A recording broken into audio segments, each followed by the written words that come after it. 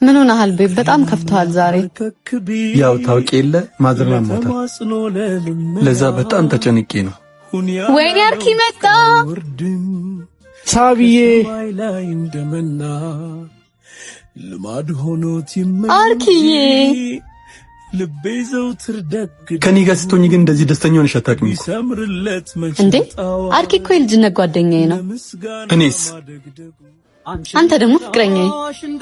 ታዲያ ከፍቅረኛሽ ጋር ነው ከጓደኛሽ ጋር ነው በዚህ ልክ ደስተኛ መሆን ያለብሽ? አርኪ ጋር ሰው ነፃ ሆናለሁ። በክፋት አትይብኝ።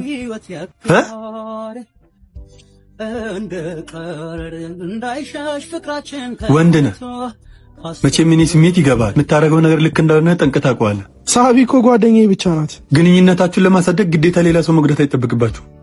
እንዴ ቢኒ ቆይ እንጂ አንዴ ብቻ አዋራኝ።